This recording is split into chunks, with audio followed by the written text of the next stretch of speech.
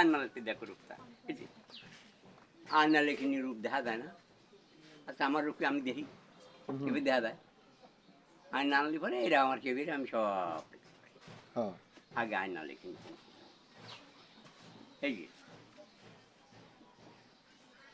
দেখো আমরা অজু করি এই তোমার না, এই তোমার না। আচ্ছা এই যে অজু করি কেন, কারণটা পা করলে পা করার লেগে, এই পাও দুই আর এই পাও দুই। আচ্ছা হাতের এই তোমার দুই আর এই তোমার দুই, এর হাকিকতটা কি আমরা আজ পর্যন্ত কেউ জানিনি।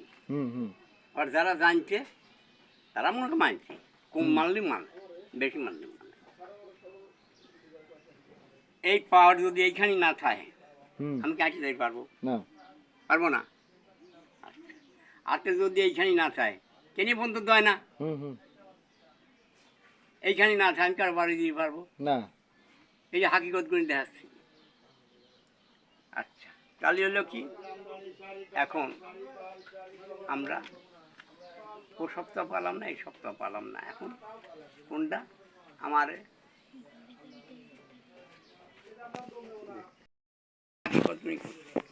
আচ্ছা তখন কি করি, মুখ দুই, চোখ দুই, কান দুই,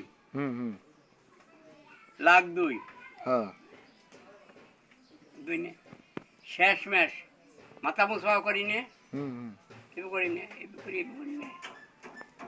এই কারণটা কি, আল্লাহ আমি যদি এই কথা না মানি আমার জন্য গর্দন কাটা, তার জন্য যাবে টান দেওয়া।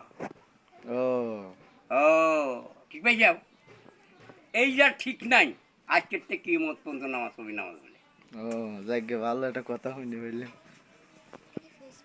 কথা হচ্ছে এখন আল্লাহ আল্লাহ রসুলকে চিনতে গেলে আল্লাহ বলছে আমার বান্দার চেনে সেই আমার চেনে।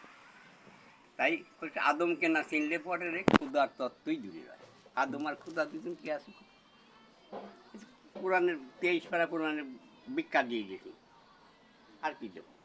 এখন মনে করো এই চেয়ে তোমরা আল্লাহ তরফ মানিয়ে চললে যাতে আমরা মানিয়ে চলতে পারলে আমরা যেন আল্লাহর কাছে পৌঁছবে। এই যে এই মার বাপের যে একটু 19-20 দিল, হাত বারকে 100 বার হজ করে যে দিনের দিন, তাও তার হজ করবো। কিছু গল্প না, ভালো হ্যাঁ ভালো ভালো।